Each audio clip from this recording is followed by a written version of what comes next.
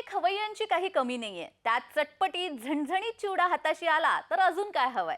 खवय्या नसलेला व्यक्तीही चिवडा तोंडात टाकतोच. काही ठिकाणचा चिवडा इतका फेमस असतो ना, त्याच्या चवीसाठी की नुसत्या नावानं तोंडाला पाणी सुटतं. अशाच एका चिवड्याची चटकदार गोष्ट आज मी तुम्हाला सांगणार आहे.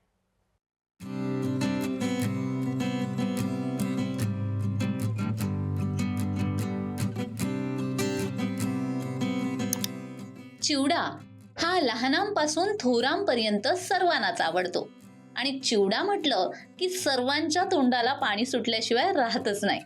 विदर्भात चिवड्याचे खवय्ये मोठ्या प्रमाणात आहेत.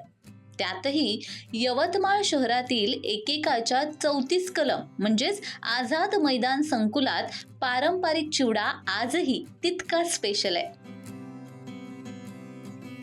या चिवड्याला थोडके नाही, तब्बल 89 वर्ष झालीत.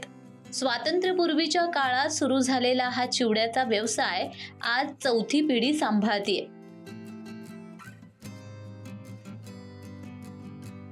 स्वर्गीय अंजनाबाई भुजाडे यांनी सुरू केलेला हा व्यवसाय त्यांचे पणतू अजय भुजाडे सध्या चालवतायत. यवतमाळ जिल्ह्यात बुढीचा चिवडा म्हणून हा चिवडा अतिशय प्रसिद्ध आहे. ही आहे यवतमाळच्या 34 कलम म्हणजेच आझाद मैदानात.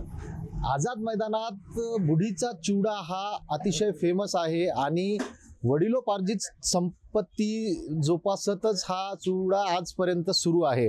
आपल्यासोबत या स्टॉलचे मालक आहेत, आपण त्यांच्याकडून जाणून घेऊया. दादा, मला सांगा, तुमची सुरुवात ही कधीपासून झालेली आहे आणि किती रुपयात हा त्यावेळेस चिवडा मिळायचा? या व्यवसायाची सुरुवात माझी आजीबाई अंजनाबाई भुजाडे यांनी केली होती. त्या काळी 1936 मध्ये या चिवड्याची प्राईस होती 20 पैसे, सॉरी 6 पैसे, म्हणजेच 1 आना.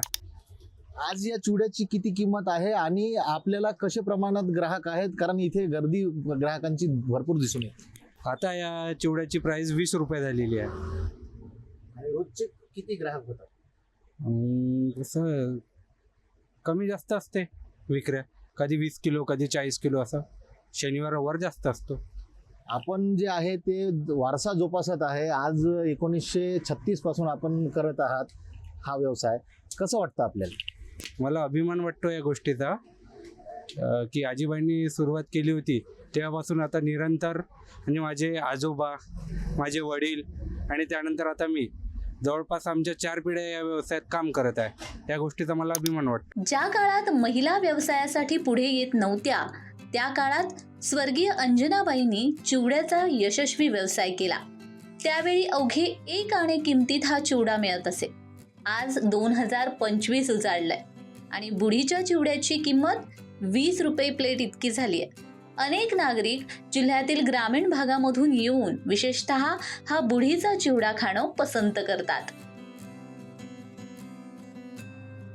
चिवड्याची वाढती प्रसिद्धी बघून अजय भुजाडे यांनी आपल्या आजीच्या पारंपरिक व्यवसायाला आणखी यशस्वी करण्यासाठी प्रयत्न सुरू केलेत.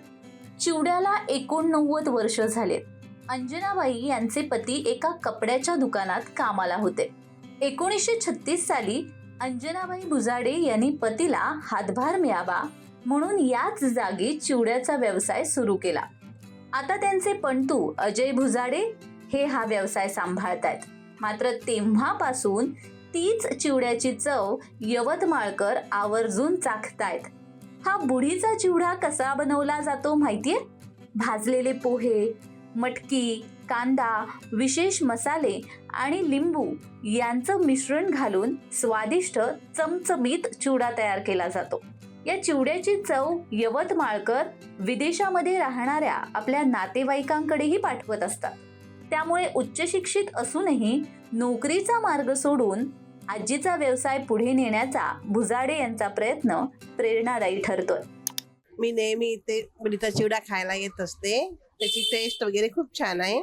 आम्ही, माझी मुलगी, मी, माझे मिस्टर नेहमीच येतो आम्ही इथे. 1984 पासून इथे चिवडा खात आहे. टेस्ट एकदम बढिया आहे, प्रसिद्ध आहे बुढीचा चिवडा. म्हणजे टेस्ट चांगली असल्यामुळे खायचं पुष्कळ लोकांना याची चव चांगली. संदेश कान्नू, जय महाराष्ट्र न्यूज, यवतमाळ. अजब गजब गावांची ही सफर अशीच सुरू राहणार आहे.